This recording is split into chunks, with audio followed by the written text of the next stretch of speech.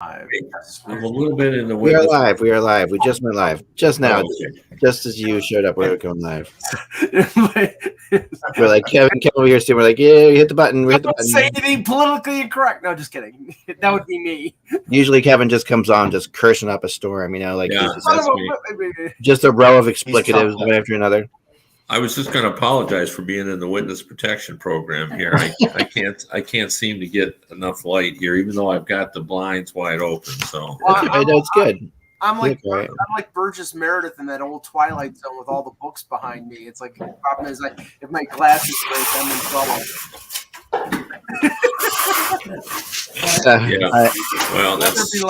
I have some stuff we can get into, and I can talk a little bit about my about when I haven't been at a hospital with my kid. I've been at the rink trying to get my ice working. That's been fun too. And I had a tree fall yesterday. A big tree fell directly between our two cars in the driveway. Like it could have hit either car. But instead it fortunately, unbelievably, luckily just fell between like a big tree, like a tree that would have totaled our car. That's lucky. Yeah, unbelievable. I've had a tree fall on my car. Yeah, I had one fall on my car on Arbor Day when I was a kid. Oh, wow. Yeah, in high school. I would say we'll never celebrate that holiday ever again. So, needless to say, when that happened, you were listening to "The Trees" by Rush. Nope, I don't listen. I don't like Rush at all. You know that. But this tree fell. This tree fell directly between our two cars in the driveway, and it would have totaled either of them. But it was so unbelievably. So I was out there yesterday with my 16, my big giant chainsaw. Which if you know me, I shouldn't be handling a 16-inch chainsaw. Like there's just no reason that you'd ever want me to do that. And I have visions of myself of the thing just like hitting the thing, coming back and just going right through my head. Like I have all kinds of things that go through my head when I'm doing this. So I've got all the proper protection, I think. The Pennsylvania Chainsaw Massacre. Right. So I get really nervous at the end. I'm like, I'm going to get a helmet. I'm going to find myself a helmet. So I look for a hockey helmet, and the only hockey helmet I have is like one of these like old Jaffas. That's not going to do anything for me. So I run to the helmet. You want it? I'll send it to you. And I run to the thrift shop down the street because they always have incredible things. And while I'm there, I get myself an industrial $25 leaf blower, which is just friggin' amazing. But also, I buy this Harley-Davidson motorcycle helmet at the thrift shop, which is like from like 2004, and really in perfect shape and like size extra large. I bought it for $9.99. I went online when I got home and on eBay, and I saw they're selling for like over $200. This particular one, so I made but anyway, I used it to protect myself. I went out there and sawed my tree down, and oh man, what a day! Russ, start us off with the pre-show. What do you got, Russ? So let's talk about the CBA negotiations. And we heard on the 25th they made significant progress.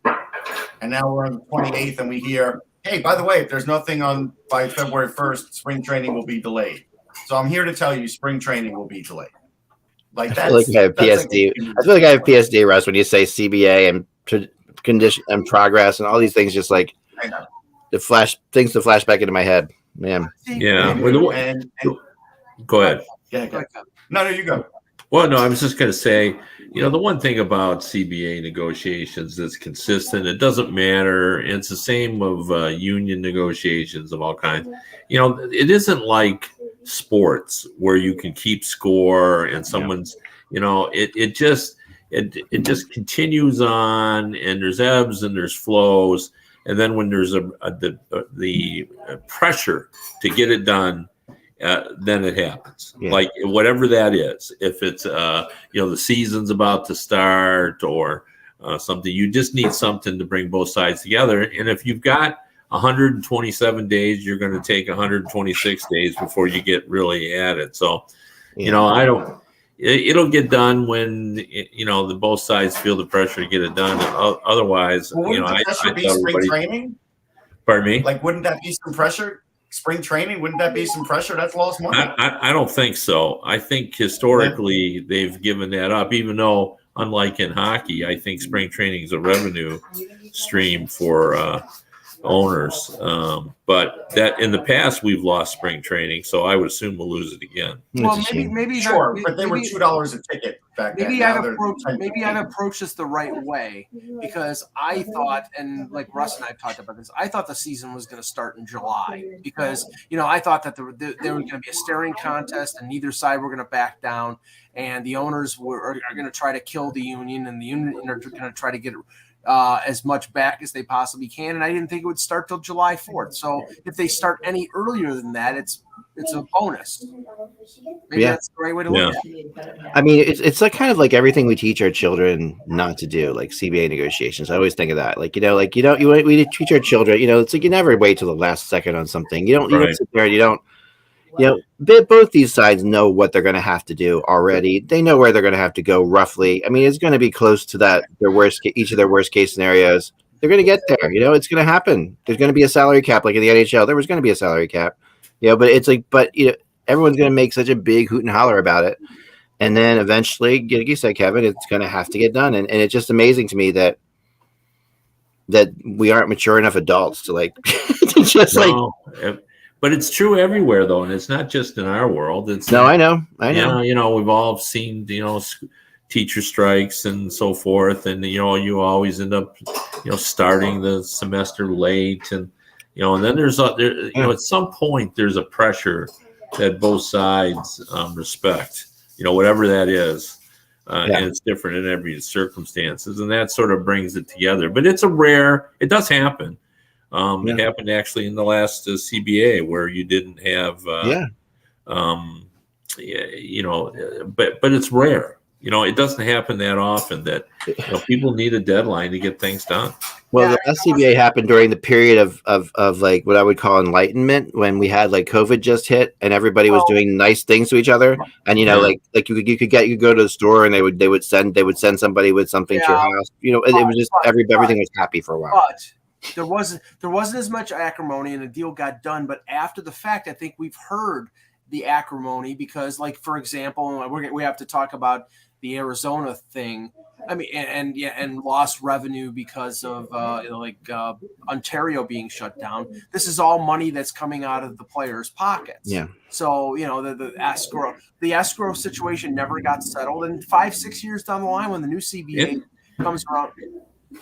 Yeah, players don't understand the escrow. I don't see. That's the thing. I don't understand how the players don't understand escrow. No, I worked in mortgage banking. Escrow is not a tough concept. It's not a tough concept. And they have agents who are very, very smart people who should be able to explain these things to them. Like, it's not that hard. I mean, these agents are all like, Yale lawyers and stuff like that. I mean, it's like, this should be able to be. I mean, we could have Mike do it. If you're out there and you're an NHL player, you don't understand it, give Mike a call. Mike will help. Mike will help you, teach you. If I can understand it, anybody can. But there has to be a system, because you're splitting the revenue 50, that there have to be the holding of money. There is no alternative. There is no alternative. That's the only thing that can happen. So it's like negotiation in that situation is just kind of. Now, there's a great show now on HBO called The Gilded Age. I don't know if you see this or not, but it's the same guy who made Downton Abbey. Yeah, it's phenomenal. And the first I bring it up because there's a negotiation that goes on in the first episode, which is out there now. And I'm not giving away anything for this, but it's basically the idea of new money versus old money in New York. That's the concept of the movie of the show. So this guy's building a new railroad, and he's got all the money, and he wants to build.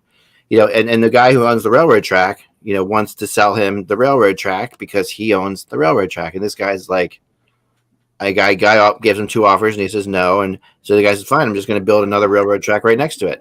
And the guy comes back to him and says, you mean you're going to spend more money? You're going to spend twice or three times as much money as you're willing to pay me to build a brand new railroad track right next to one that already exists? And he's like, yeah. And he's like, why are you going to do that? He's like, because I want people to know that after my second offer, I don't screw around. So I'll save that money in the future when I'm negotiating with somebody. And it's a great line, and it's so true how that is how the business world works. Kind of nuts. Anyway, all right, here we go. Let's see. I don't have my phone, so I'm going to guess on the date. I'm going to say it's the 28th. Is that right? Here we go. The 28th. All right, we'll do that. All right. Hello, Hockey World. It's Friday. I do know that. Here's my phone, too. It's Friday, January 28th, 2022. I'm Michael Agello, and happy birthday, Sarah McLaughlin. Hey. I'm Russ Cohen from Sports Hall. Kevin Allen, Hockey Buzz. I love Sarah. We've hung out. She's very good. And I'm Michael, and you're watching Hockey Buzzcast on HockeyBuzz.com. This is the podcast that comes every Monday through Friday. Fill you in the comings and goings in the hockey world, and we have to start with the Vander Kane. And can't we start with Michael Hausner? Yeah. No, I mean that is just. I mean, we'll get to Vander Kane, and I'll take. Go ahead, Kev. Go ahead. I mean, did anybody else just like shake their head when they read that on Twitter? I jokingly said, but this is I'm half serious. Okay, because let's just give the background here. Yeah. Tokarski is skating, but he's not healthy. He's not 100%. They said he might be able to play at some time during the next 3 games, but not. They're not sure. Dustin Tokarski, by the way, sorry to interrupt, Mike, but Dustin Tokarski is the goalie that when you have Dustin Tokarski as your goalie, things have gone horribly, horribly wrong. Like if you look through all the history of his career, and I like him, but he's always been thrown into situations where things have gone horribly, horribly wrong. Aaron Dell suspended for 3 games. Craig Anderson is still out with some sort of neck or concussion problem. Malcolm Subban's out for the year, and Luukkonen's out week to week with a lower body injury. So all those things are happening, and the only goaltender that they have is Michael Hauser. And Mike Harrington posts about a half hour ago, he's out with COVID protocol. So they are. I said on Twitter, it's like call David Ayers. He's available. Yeah, but here's the thing though. I can get there in time. I got time. If I hop on the throughway, I can be there, I think. I can't be like upset for teams because many teams are going through this, and this is part of the decision to play through COVID no matter what. Like this is it. This is what we were talking about where we said it could get bad. It's bad. Teams It's have lost bad. up to 10. No, it's no question. It's bad, right? But now, what are they going to do, Kevin? What's the next move? What do you think, Kevin? Where are they going to go from here? What, the Sabres? Yeah. Well, I mean, I think they're going to try to acquire another goalie. They're just running out. Like, it's these kind of things happen every once in a while.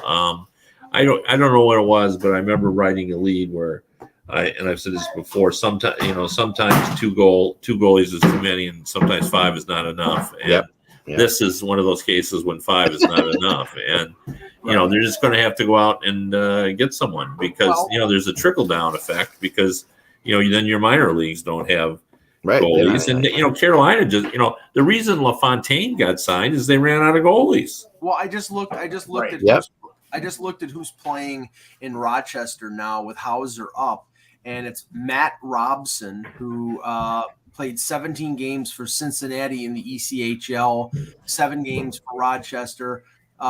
He played a couple years at the University of Minnesota. He's 25 years old. He may be the guy because honestly, he's probably the guy. Yeah, he's probably the guy. But their organizational depth is really challenged, and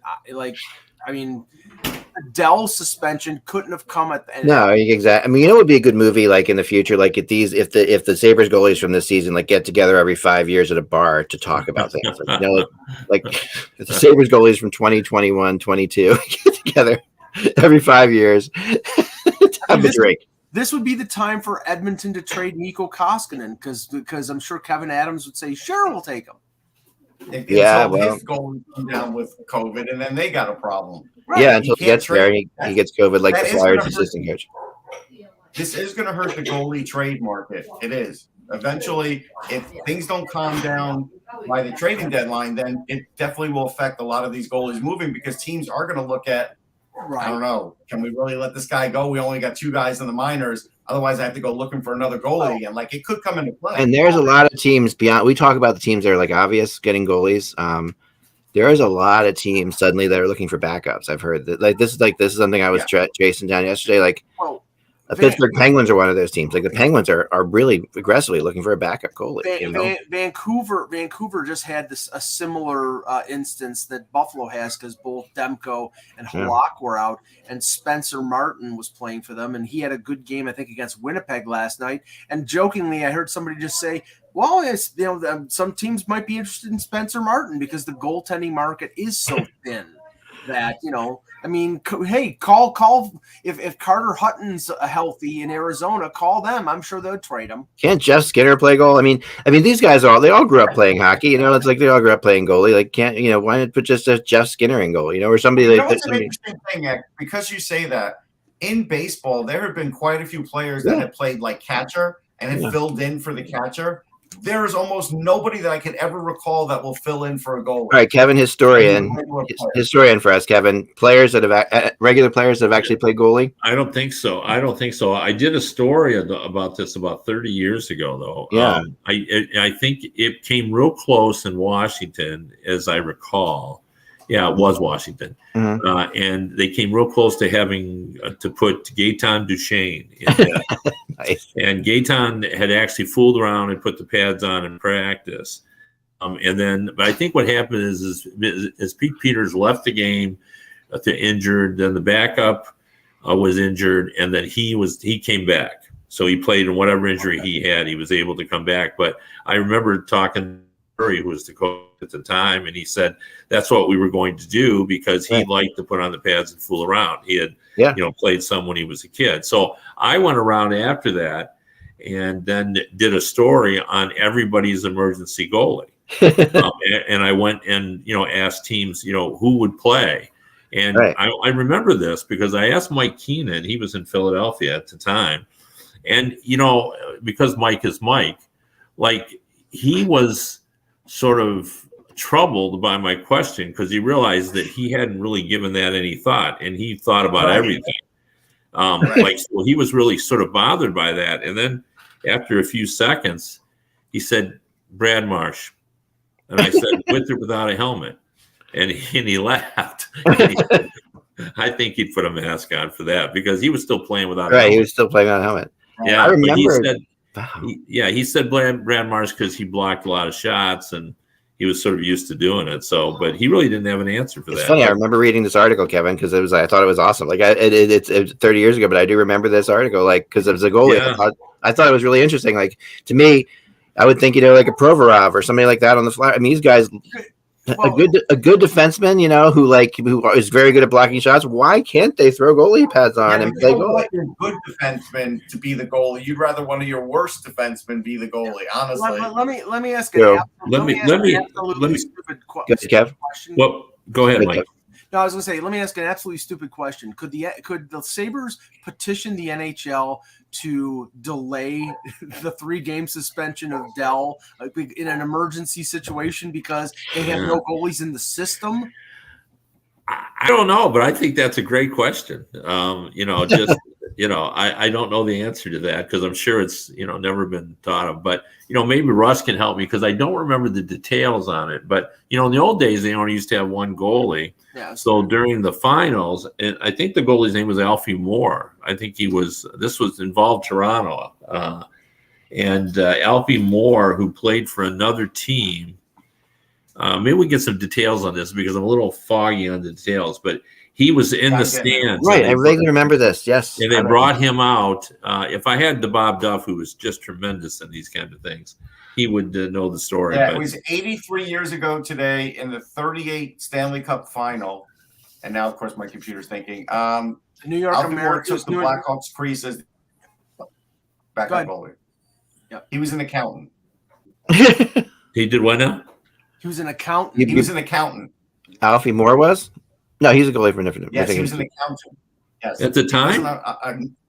At the time, he was an accountant. Yes. He had played goalie before, though. He had been in the NHL. He had been in the NHL, but it says he was just in the stands watching the game. I don't know, actually.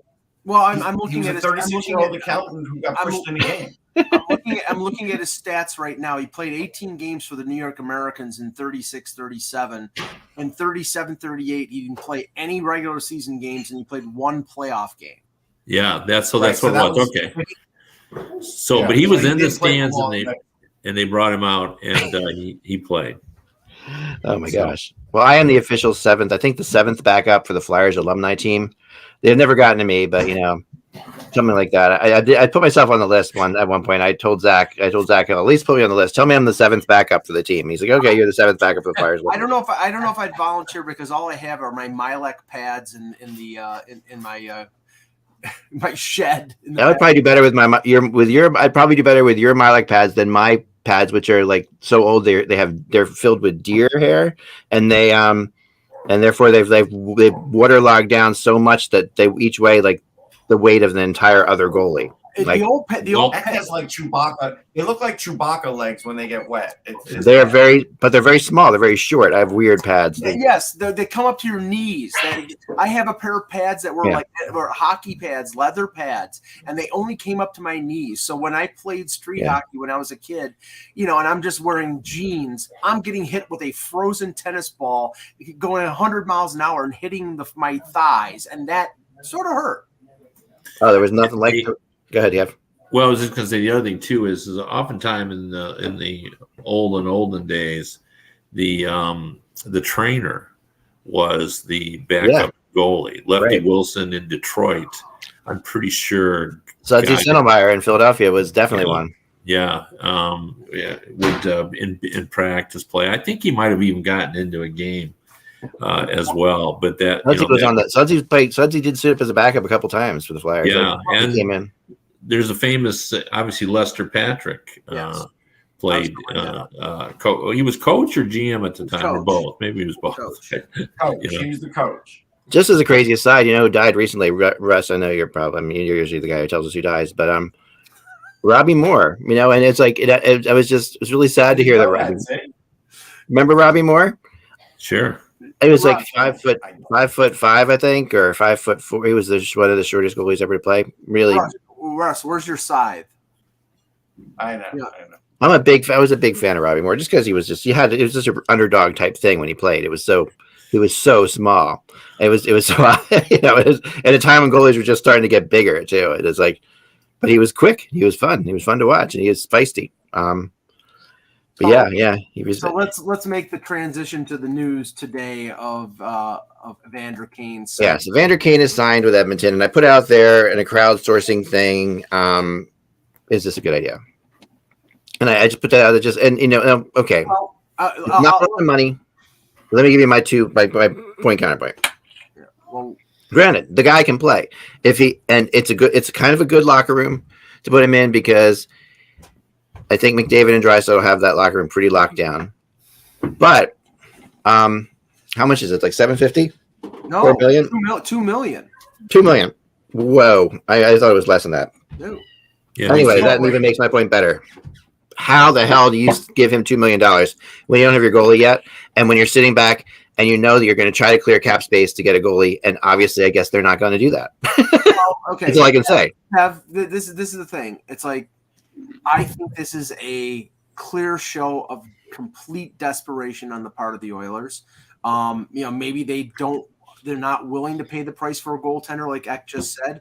Maybe they can't upgrade their defense from where it is right now, and they're going to try to outscore people and add a guy like Kane, who, if you put him with McDavid or put him with Draisaitl, he could score 20 goals in the rest of the season. But to me, this just shows the complete and utter desperation of Ken Holland and the Oilers to get in the playoffs, because that if they miss the playoffs, I think you're going to have massive discontent, not only with the fan base, but some of the players on that roster.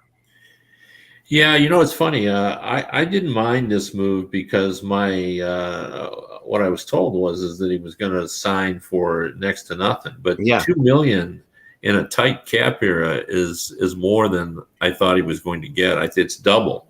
With no movement clause. Throw that in there. No movement clause. And a $650,000 signing bonus on top of that. So I thought he was going to get $1 million.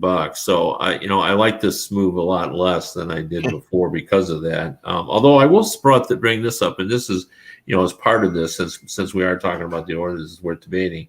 I was lamenting talking to a general manager about the Oilers situation, and again, how GMs get, and he got a little huffy with me about this. He goes, the exact quote, "Who the hell do you think Colin can get?"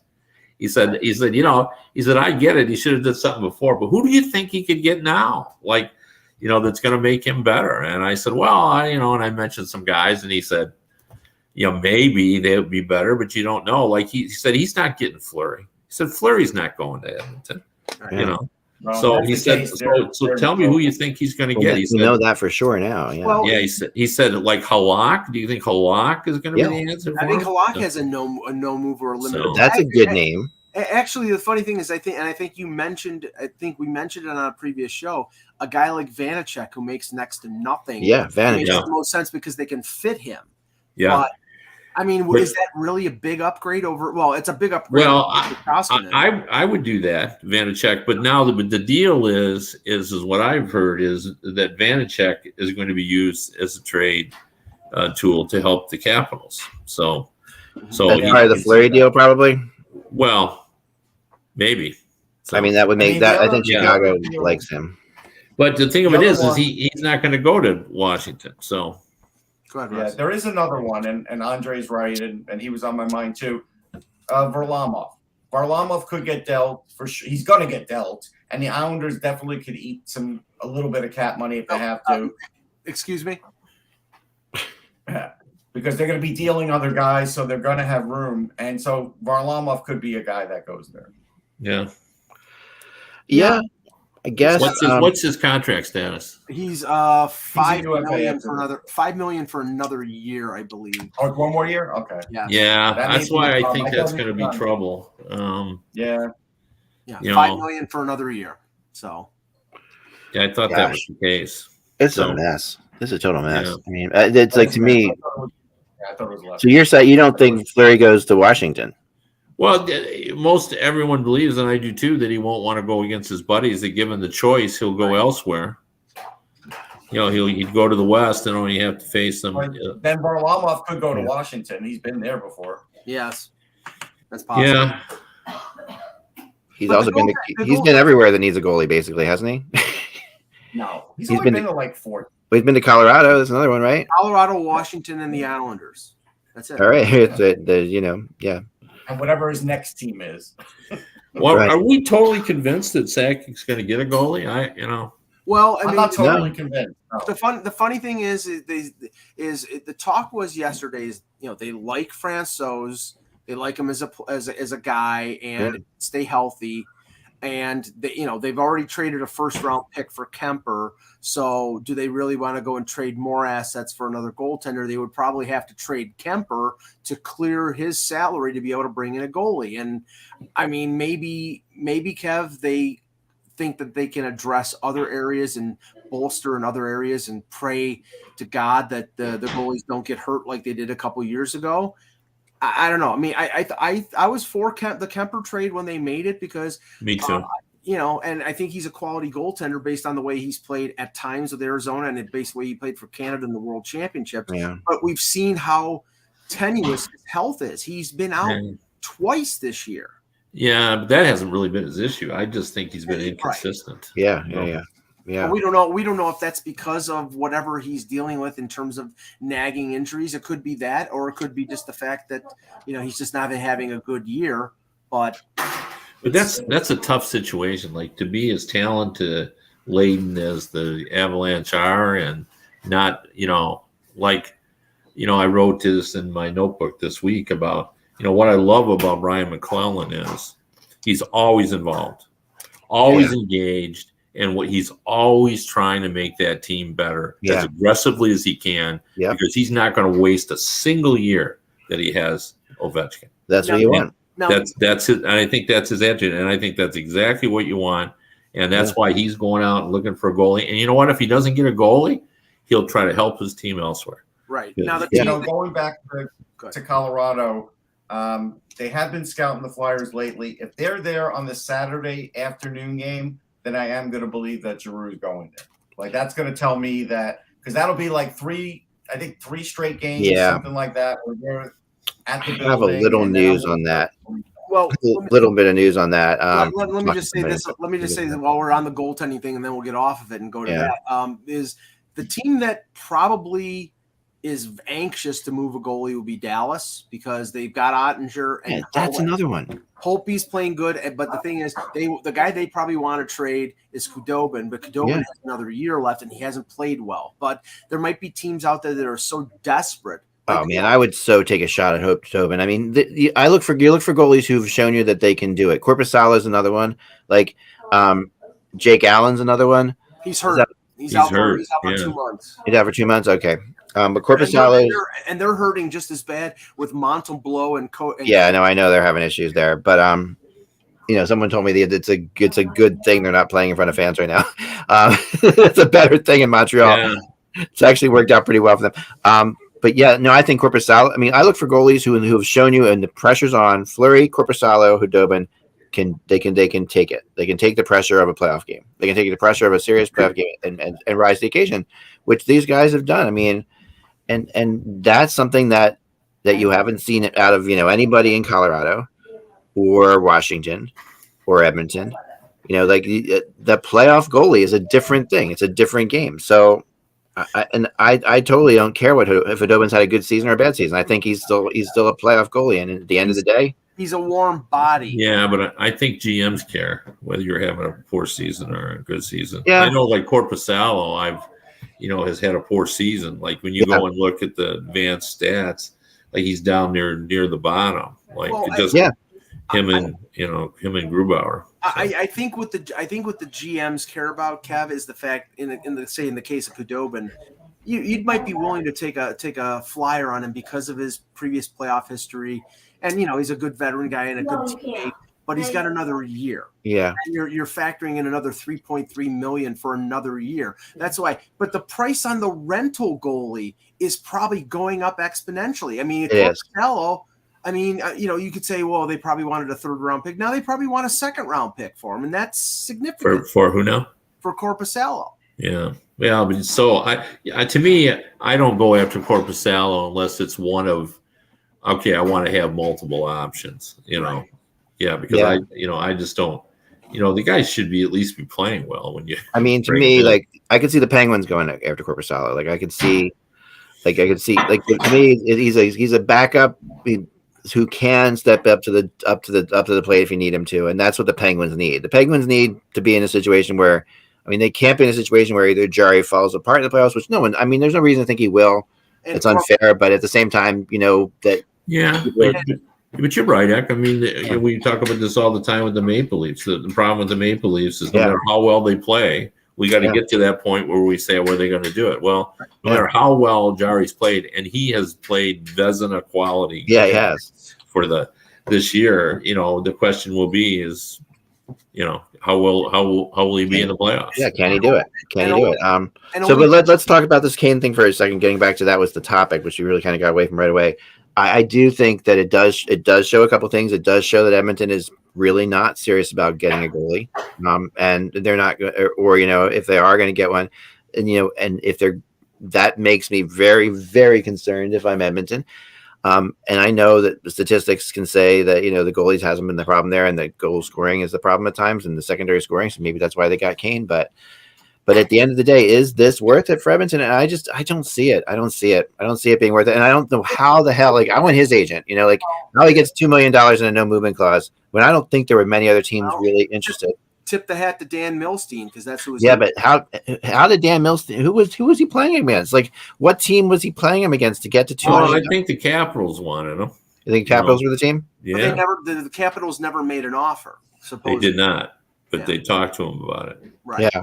But I bet the Capitals assumed, as everyone else did, that he was going to play for the minimum. Right. So. Yeah. Right. But Randy brings up could the Bruins put Swayman on the market? That question was thrown in there. They could, but why would they do that? Because Rask is a one and done. And Rask is not playing well. That's the other thing about Rask. It's secret. That's not secretly, but quietly concerning. He has not had enough time. And the forgiving fans at the TD Garden after they lost to Anaheim a couple days ago chanted, "We want Swayman." Yeah. Tuukka Rask has always been extremely popular. I'm being sarcastic here with the Boston fans. Tuukka has had his moments in it, and there's no more popular person than a backup goalie on a team with an unpopular goalie. like Swayman, they might think he's God, but it's the backup quarterback syndrome. Like you just want that backup in there all the time if your goalie does anything badly. I think the interesting thing here is, and we're going to see this with a number of these teams. Tampa, has Elliott, who's an experienced backup, but they're going to play Vasilevsky a lot, and Spencer Knight with Florida. And the Leafs are going to play. They're going to have to play Peter Mrazek a lot, Kev. I wouldn't be surprised if he starts against Detroit tomorrow night, because in February they're going to have, I believe it's 11 games in 17 days after the All-Star break. You can't play Jack Campbell that much, and he's already started to show a little mental and physical fatigue. So this is why they spent the money on Mrazek. As long as Mrazek is healthy, I think they're going to split the duties, and a lot of these teams like Vegas and other contenders, they're going to have to play their backups a lot because the schedule is so competitive. Yep, I agree with you. I mean, there's been a lot of discussion, I think, around the league about the importance of backup goalies and getting their goalies rest, and and all of a sudden it does. Maybe they anticipated this because we did see a lot of money spent on goalies in the offseason, some of whom weren't guaranteed to have a whole lot of playing time. At least we didn't think. And, the Pittsburgh issue, DeSmith has been horrible for them this year. He has really struggled for them. It's funny because he's been good enough to be number one at times for them. He's played well, but he hasn't played well. And it's really, they're second in goals against in the league. But their goals against for the team is like 2.5 or something, and Jari is at 2.15. Yeah. So how bad DeSmith has been. I heard Caulfield interviewed Jay Caulfield, who does I think color for them, and it's just amazing. I never would have ever pictured Jay Caulfield being one of the guys who ends up being in the booth. But anyway, he's there, and he was talking about DeSmith and really said that what people don't see with that is that often he was thrown to the Wolves against a good team in the back-to-back. Like the Penguins would go out and try to get the win with Jerry, and then throw him against the Colorados of the world and stuff like that. And that DeSmith really has faced the tougher teams at times, because that's that one way of looking at things. You're going to play your backup. He's a bad goalie. I don't. No, I don't think he's a bad goalie either, and because he has shown in the past he can play. But this is a huge fatal flaw sitting there in the weeds for the Penguins. That they've got. It's really it's an issue that neither Burke or Hextall, who was a goalie, and Burke, who has always wanted to have two good goalies wherever he goes, neither of them are as comfortable in this situation at all. Well, maybe they're not really comfortable, but they're comfortable with Jerry, and he's a top 5 goalie this year so far. And the one thing about Korpisalo, like you were saying in terms of Pittsburgh, that would make sense, is the fact that 2 years ago he stole a series. He was unbelievable against Toronto, and he was incredible against Tampa. So he has shown that he can play in the crucible of a playoff. That's it to me. But one of the reasons why it gets talked about in Pittsburgh is, Pittsburgh is such a unique situation, because of their history. Really and the maturity of their team, and by that I mean, they're an older bunch. Yeah. And the fact that Jeff Carter got signed for 2 more years says, we're going to just embrace this team, ride it as long as we can. So when you have that going, you want everything else to be right too, including the backup goalie. So that's why it's become a bigger deal, and it's been written about. I've kind of followed it where they've been talking about who's the other guy? Is it Domingue? Louis Domingue. Yeah, they brought him in, gave him a game, I think, as well. So because nobody wants to spend money on a backup because they're tight too against the cap. Well, Russ and I were talking about the Carter signing yesterday, and he signed 2 years, $3.1 million, and said, is this Malkin insurance? Is this Evan Rodriguez insurance? Because both are UFAs, and Rodriguez has had a great year, and I think he'll make more than $1 million on the open market. But do we know if, we've heard Malkin's willing to take less, but is this insurance against those possibly not happening? Well, what it really is, Jeff Blashill, they're playing them tonight, and he talked about how, it made this team, he didn't, discuss it in these terms, but this is the way I would describe it. It made this team the way it was when Jordan Stahl was the number 3 center. Right. Like he said, you were asking me because the reporters were asking him how did they deal with Malkin and Crosby, and he said the matchup problem now is how do you deal with all three centers? Yeah, right. Because all those guys, Carter's big and he's hard to play against, and he goes, that is as tough a matchup problem as you can find in the league. Oh, because for sure. they can roll all three of those guys out after you. So for sure. I wanted to talk for a second about the Florida Vegas game last night because it was a really good one, and it was also. Giroux, though? We don't want to talk. We'll go back to Giroux in a second. Here we go. Well, that's a teaser. We're gonna get to Giroux. I do have something on that, but Florida, Vegas. This is what the Panthers do, and it's what makes me concerned with them, but also at the same time like amazed by them. They find ways to win. Like they didn't play well against Vegas last night, really for the most part. But they end up scoring. Like for example, they score a goal with 20 seconds left in the first period. Barkov gets that goal, and then they get a goal in the first minute of the second period. And those are like the only two goals they have in the game, which is like so. Basically, you're talking about within like a minute span, right? If it would given that whole thing until they get like a third goal. With their third goal, with the goalie out at 1906, and then a fourth goal in 1931. So you look at that game and you say, okay, they win 4-1, but really that was 2-1, and really they only played, really had scored both their goals in a minute and 30 second span. They only gave up one, so they only gave up one, and that's huge, right? But they're so opportunistic. They're just incredibly opportunistic, is what I think the word is for them. They just. And that's usually a sign of a winning team. I mean, obviously you got to take advantage of opportunities. But since last night it was, Barkov's 19th, Bennett's 19th. Those two guys are they're ridiculous. They're both so solid. It was, and they just got great goaltending. I mean, the Knights are such a tough team too because at times you think they're really, really good, and at other times I think the Vegas Knights aren't that good. That they have, obviously they've got guys hurt and they've got guys out of the lineup. Well, what killed them yesterday is that their top line guys, they were on the ice for 3 goals. I mean, right, and that's because they had them at the end of the first period, at the end and the beginning of the second period. Right, they had those guys out there. Yeah. But the one guy I really do, and he was a -3 in this game. But I am so much growing more impressed with Chandler Stevenson by like the day. Like he's having a fantastic year. It's an amazing year. It's not just the year he's having though; it's the way he plays. Like his style is just fun. It's a fun style to watch play. He's one of those classic great passers. And I was watching the NHL Network the other day, and someone made the comparison, which I thought a really great comparison to Adam Oates. Now he's not Oates. I'm not going to say he's Adam Oates. Oates is a Hall of Famer, but the way he plays is a lot like Adam Oates. His style is a lot like Adam Oates, and. I don't see. You don't see it? I really do. I mean, the kind of passes he makes are the kind of passes Oates was able to thread passes like no one's business. He's good. He's really strong along the boards, which Oates was really strong along the boards. I mean, I thought it was a pretty interesting comparison. I think the one thing about Chandler Stevenson, if you look at a picture of him, he looks like Dave Grohl from Foo Fighters. So no, he's having a really good year, and he's a pretty two-way center, and it gives the Knights a lot of flexibility when Eichel finally does come. That maybe they put Eichel in a sort of a second line role. Don't mess with the chemistry. Keep Stevenson with Stone and Pacioretty, and have Eichel play on the second line, and then you sort of diversify your offense. Yeah, I wouldn't break him and Stone up for anything, honestly. Yeah. Who he reminds me of?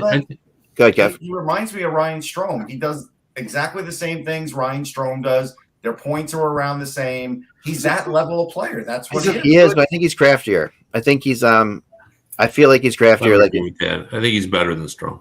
Yeah, okay. I think he just has that little something of Elias Pettersson has it too, of that ability to find players when you don't think you can find a player with a pass. Like, is the kind of guy you have to have your stick on the ice when you're out there with Chandler Stevenson. It's just because the puck's gonna find you, and when you don't think you can. I mean, I wish there was a stat for a player who springs guys on breakaways, because I think he might be up there at the top. Like Chandler Stevenson, his ability to spring a guy on a breakaway, Stone knows the second Stevenson gets the puck to just go long. Like it's just a bomb. Yeah. I don't think he has the wow factor that Adam Oates had. but he is a very good player, and I think the Ryan Strom comparison is interesting because I think their style is the same, but. Chandler has been the player that Ranger fans always wanted Strom to be. Like they want him to take it to that kind of next level, and he hasn't been able to do that. I think Strom is a better player than a lot of people give him credit for. But he's a former top 5 overall pick. That's the problem. He's he's a big scorer. Are in line. Everything's in line with what Stevenson's doing. He may not be as good on faceoffs, but he's actually pretty good on faceoffs. Yeah. I think he's a better goal scorer than Stevenson, but I think Stevenson's a better playmaker. The one thing about Stevenson is confidence. Like his attitude seems to be, why are you talking to me as if I'm suddenly going to be the number 2 center? Yeah. That's like I think he's just counting on doing exactly what happened. What you were suggesting would happen is that he would stay where he is, and Eichel would come in and be the number 2. But speaking of Vegas.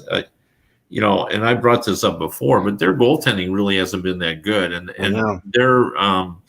their goals against average, not just from goaltending, but just from defensive issues as well. Like they're giving up over 3 goals a game now. I know. Like that's, I don't like. They're the only team in a playoff positions that has a save percentage and goals against average down near the bottom. The group with the Arizonas and Red that's really interesting. Montreal, they may not be able to fix that unless the goalie gets hot because, like, how many more moves are they going to be able to make on defense? They don't have a lot of cap space. No, either. You're right. That's why I like Vegas because they have a lot of talent like that. Stone, Pacioretty, Stevenson group, and they've got Peter Angelo. I mean, they've got some talent there, but Leonard's save percentage is .908, but Brossoit is under 900, and they you can't play Leonard 65 games, so maybe that again. Well, and 908 is below average now because we've had the league average has moved up significantly for whatever reason. It's to me it's a quirk, but I think the league average is 911 this year. So I will tell you this though, and Mike makes a point about Brossoit.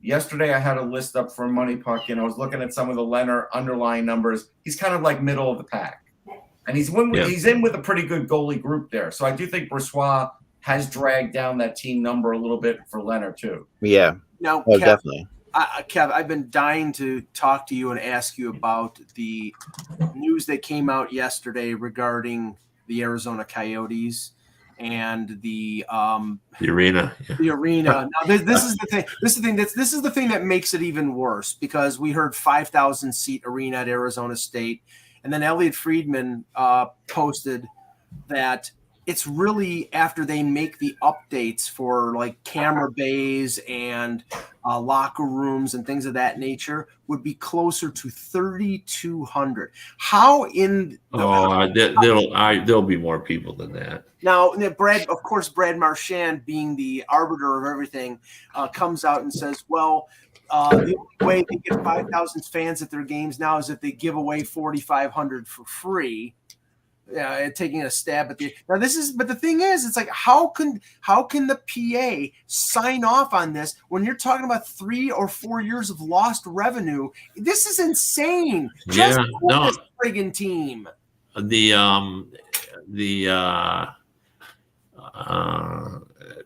just goes to show that their commitment, which we figured had to finally be the commitment the league has to trying to keep it, would finally be ended this season. Yeah. But if they're going to allow this, that's clearly not the case. And the last I heard from talking to people in the league, they told me they didn't have the money to get the new arena built. Mm-hmm. And so that's why the person told me he thought for sure they were going to end up in Houston. But apparently another GM told me that it's not a smooth transition that people say it is in Houston. Yeah, that the arrangement with the NBA team would not be favorable, right? And that it was not going to be as fun as people are making it, out to be, because the guy really isn't all that interested in hockey. Yeah, he's not. He's interested in having a tenant, right? And he said he would be just as happy. The guy said he would be just as happy if he could get, 80 concert dates as he would to have another team in his building. But hey, it's better than what's going on in Arizona. Well, I agree with that. The only thing, and there's nothing good about this whatsoever. Yeah. But I was thinking, would it create a demand? I mean, how many fans are there? Do you think there are 5,000? There might be. There's 5. Yeah. Yeah, there might be.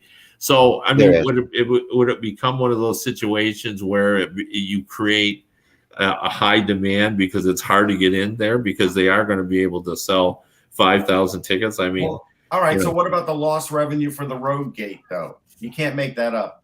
Yeah. No, you can't. Well, you can't make up the original revenue as well. Like you can't make up the original, but if they're willing to take the losses to wait 3 years for some other deal, that's fine. But me, if I'm the Seattle Kraken, why do I want to even play there?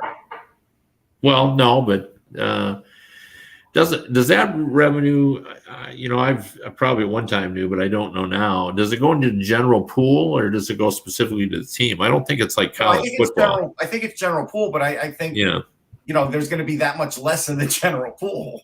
Yeah, for sure. Although you're talking 41 games, and what were they really drawing? Well, that's what we'd really have to know. Maybe you impose a penalty on them. So because there is a minimum, the minimum of was it 14,000 or what was it for expansion? 16,000, whatever it was. Yes. And so we have a minimum established. So do you impose a penalty on them that they have to pay in order to do that for 3 years? I mean, I don't know the answer to that, but that wouldn't shock me either. I mean, if you remember back to when Basili was trying to move the Predators to Hamilton, which was a fun time. Right. The Predators, the NHL basically went to the Predators and said, you need to sell this many season tickets. They did actually do that to them. They did. Yeah. So here's the way the fake attendance is, meaning the paid and whatever else is going on. Arizona's 30th, averaging 11.5, but we know they're not averaging 11.5, and Ottawa and Buffalo are still worse. So they do have some fans going. It's certainly not 11.5. That is saying something, man. Yeah, but I guess if you took what they're throwing in the pool this year, and then you say you're going to, because it's such a small, you're going to increase ticket prices, and maybe that would doom it too. But then you just say, okay, well, how much less is it going to be? I mean, I'm really playing devil's advocate here because I think it's ridiculous. Well, but the thing that and I can't remember who exactly said it, but it made a lot of sense. This has to be connected to a arena deal being done and a shovel being put in the dirt. Otherwise, them being there for 3 years in limbo at Arizona State makes no sense. If they, you're right, but I think that's a given. Yeah. Here's something Joe Pompolano wrote about 6 months ago, that game day accounts for 50% of annual NHL revenue. So their game day money that they're going to bring in, even if they charge a little more for tickets, is going to be awful. Oh, it's going to be horrendous. Yeah, but I mean, again, I'd be curious to know how much less it would be than they were getting even in the larger arena. Yeah, so, I mean, it all feels like if the NHL. This guy wrote 3,185 was the average fan attendance in 2020-21. That's what he wrote. 3,000. Well, if that's the case, who's the guy? Let's see. Yeah, but that's attendance, but they've sold more tickets than that. They've sold more tickets, but Sarah Bird wrote, and this is what she had for the attendance: 3,185 as an average. That's what she wrote, and she included that Joe Pompolano tweet in there. So if it's anything close to that, all they're going to be doing is maxing out a building that, again, keeps the league losing money. Well, there's also the perception of it all. Like, yes. I mean, at least in Florida, you got the big building and there's hope you're going to turn it around. Right. How do you sell hope in a 5,000 seat arena? I mean, it would be fun. It would be fun in a lot of ways. I mean, it would definitely. And it's not even 5,000. Mike looked at it with the video equipment, the photography, all that stuff. Yeah. Are we really talking about how much space I don't actually. The cameras? Does anyone really believe that they couldn't get that up to 5,000? That's what Friedman was told. I just find that hard to believe. This all feels negotiation-ish to me. It doesn't. I'm telling you, I've spoken to people in the construction business who speaks to people in that building. Yeah. They are all they have to do is get 20 concerts, and they're making as much or more money than the Coyotes. They don't want them back. Now, what I'm surprised. I get that. What I'm surprised at is that they're not going back to the old America West. That's what I'm surprised at. Right, but me too. So, but it really, which was downtown, which was a good place, like that building you see that everybody who's ever flown into Arizona, which is anybody who's ever flown on Southwest to the West Coast, knows that you fly right past that American West building and you still see it from the sky. It's right there. It's right in the city. I don't get it. It's what negotiation meaning, Russ, when I say that, not like, that not the stadium building, but the idea that this ownership group wants to like either sell or move them to someplace else. Oh, I see. So badly that they're going to do anything. Well, and the NHL basically, the NHL's had their back to such a degree that it feels like they're taking drastic measures to get the NHL to not have their back or not want them to stay there. The other theory is, I don't know how plausible this is that the NHL would buy the Coyotes from their current owners and then resell it to another owner in another location and basically get the money like an expansion fee from that particular sale, because I mean then they would have control over where that team goes. And we should do a show next week, guys, on what is better, Quebec or Houston. Like, it's an interesting debate in so many different ways. Well, here's the, and we should, but here's the big debate, and Kevin will know a lot more about this. What team in the East is prepared to go to the West? Because if you move them to Quebec, then Detroit's not going to go. Columbus is not going to go. They'll fight tooth and nail. They don't want to do that. Yeah, they're going to fight, but you don't really have any say in it, right? So that's the problem, and that's why when everybody says. Ownership is in lockstep, or Bettman and ownership in lockstep. No, there are owners that don't like Bettman. Detroit has never been a pro Bettman, and it's all over that issue. So, you know what I want to do? I want to put Carolina. I want to put Carolina in the Central Division, and the reason I want to do that, I know that maybe sounds crazy, but I feel like Carolina I've always wanted to build up that Carolina Predator Nashville, like the Tennessee Carolina thing. I'm sure Tom Dundon won't have a problem with that, Russ. No, I know, but I was looking at the Canadian dollar, 78 cents to the American dollar. So can a team automatically? No, that is a huge 27% off the top. That's a huge point. There's no question about that. Real quick, Giroux, before we go. Okay, so.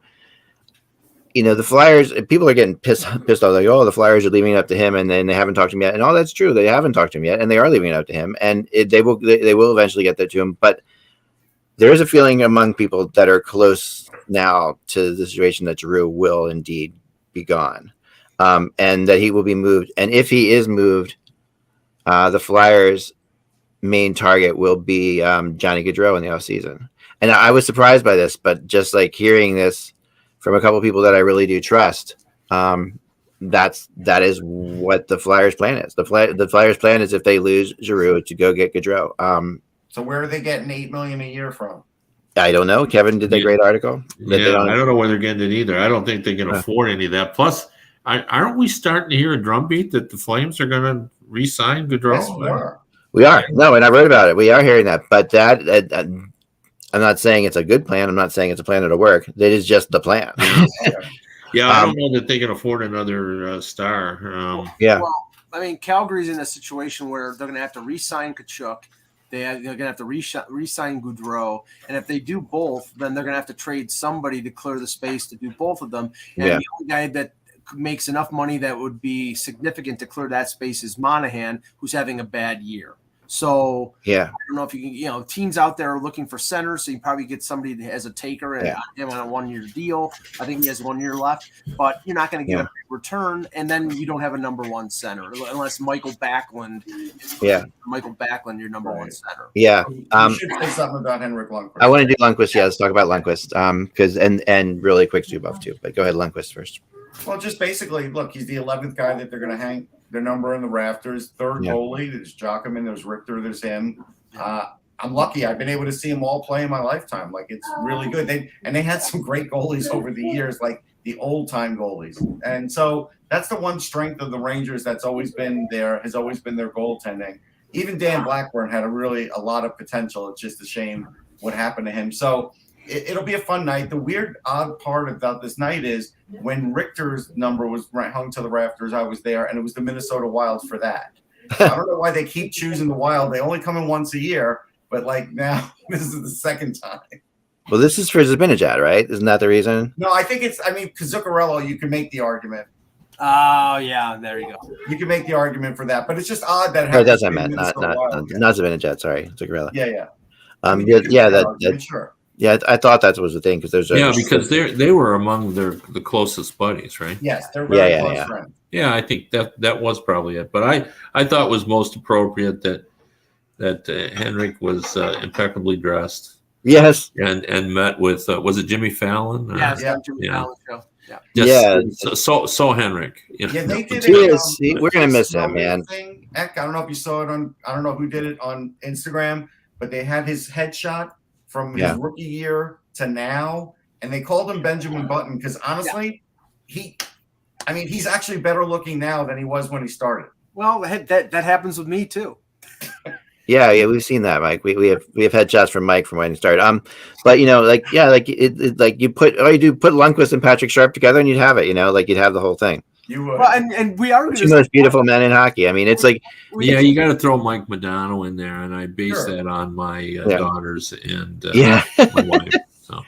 Yeah, he's got that. And we are going to see Lundqvist a lot. It's not like he's disappearing. He's on the MSG broadcast. No, he's on the broadcast. I like him on the broadcast too. I think he's really good, and I think he can move up, and I think you could see him on a national broadcast. I would like, and we are going to miss him though. Just going to miss him. It's like it's very well liked. Like I do a Flyers show every day, and Rachel is a huge Flyers fan, and she still says she likes Lundqvist, and he is that guy like Derek Jeter, like where even teams like I don't dislike Derek Jeter. So people across it is hard to dislike Lundqvist. I was going to say that there are players who are great players who are Hall of Famers who I can't hate, are few and far between. And Henrik Lundqvist is one of those guys. He's just he's a fantastic goaltender. I actually rooted for the Rangers when they were in the Stanley Cup final because I wanted to see Lundqvist win, and I had Rangers in my hockey pool, by the way.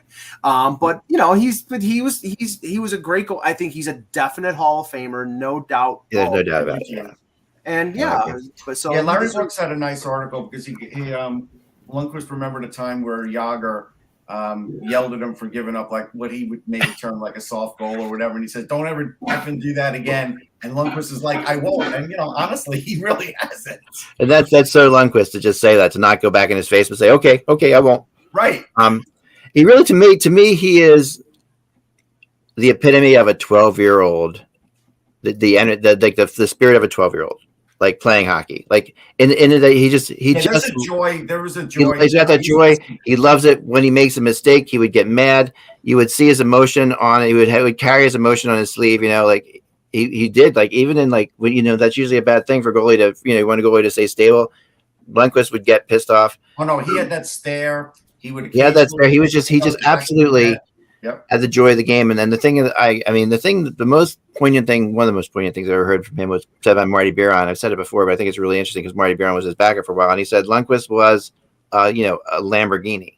And he says the thing with that, with all the good and bad that comes with that, like the good thing about a Lamborghini is when it's a Lamborghini, it's amazing. But if a spark plug goes wrong on the Lamborghini, it's not. It's like it's really expensive. It's going to be hard to fit. And he says Lundqvist was such a fine-tuned machine that he had a tough time playing through anything injury-wise. It just really was a. And I'll tell you something else that's weird for the hockey world, and maybe we don't ever get back in locker rooms again. So I'm going to mention it. There would be plenty of times, whether it was a Biron or a Kevin Weeks or Steve Valakek getting the start, and Lundqvist would still be in the locker room when we came out there after the game, but he wouldn't run away. Like he would still fiddle around with his stuff, and everybody would leave him alone because they knew, like, hey, it's not his day. He'd be there smiling, but he would never take away the spotlight from whoever started that day, but he would still be at his locker. And most of the other goalies are either gone or would leave within like 10, 15 seconds of people walking in. He didn't always do that. Yeah. What are your thoughts, Kev, on you've interviewed him many times? Oh yeah, it was just one of the best. I look forward every year on the national tour to get my 11 to 13 minutes with King Henrik, and always there are two guys that there was always a theme. Him and Crosby. It was always a different thing that we would talk about every year, and it was always fun. And I've told you the story that one year we talked about suits. And, it became a big deal. And I wrote that he owned 67 suits. And then, everybody, there was a lot of discussion around the league. Well, how many suits do you have? And like Nicholas Lidstrom said, he only owned 10, and he felt really, he had suit envy, and it was, it was just kind of comical. And I've had great discussions with him about how many games a goalie should play. He was a very deep thinker about everything. And I remember he and I had a lengthy discussion the last time that I did the tour with him about European athletes going home to Sweden. And he said, he was not going to be that guy. He, to him, New York was his home now, and he was going to stay here. And, he said that, it's a little bit difficult because he has a great love of his country as well, but that's how he felt about it. And he's a New Yorker. Underwear. It's just a matter of time. I guarantee you in the next year, that's what's going to happen. He's going to beat up Bjorn Borg for that. He's like one of the least Swedish-looking people you'd ever see, though. You know what I mean? It's like he just doesn't look Swedish. No, I think he does. When you look at his brother Joel, you think he does? I don't see it. Joel looks a little more Swedish. Joel looks more Swedish than him, yeah. But he has the look. I think. Well, quickly, Zubov's number 56 being retired by the Dallas Stars. Yeah. I heard somebody ask whether Zubov was the best Russian defenseman, and the I don't know if you could say all time. Fedosov would be the guy that I would. Yeah, I would think Fetisov. I think in his prime, Where Zubov gets it is he was definitely the best power play Russian defenseman of all time. There's nobody even close. Yeah, and there's been some really good ones. Gonchar. Yeah, Hitchcock was on a distant second, and he was terrific. I heard Hitchcock talking about it, and Hitchcock said that Zubov was the first defenseman in the NHL to play the diamond power play, like back on the point by himself. Like they was the first one who did that. That was something that he basically. Leach and Zubov played together on the power play, and it was one of the most lethal power plays you could ever have in the history of hockey. Yeah, and a lot of it was because of Zubov. Yeah, I also have a Zubov story. I rode the Lady of the Mist ride at Niagara Falls with Zubov and his wife. Just weirdly bizarre. I don't know why. It was just my wife and I had to be there. He was there, and for some reason he was there, and he went on the ride, and it was the. I've been on that ship before, Russ, and it's I didn't know it was in downtown Buffalo. Yeah. I will answer funky. Why did the Rangers trade Zubov? Because they were dumb. That's why. There you go. On that note, remember, folks, without the buzz, it's just hockey. Have a wonderful weekend. Enjoy the snow if you're back where we are, Les. You're going to get a lot. I'm not going to get a lot. Atlantic City is going to get it. I'm only getting like 4 to 6. Okay. All right. We always got snow in Chicago here. There you go. Enjoy.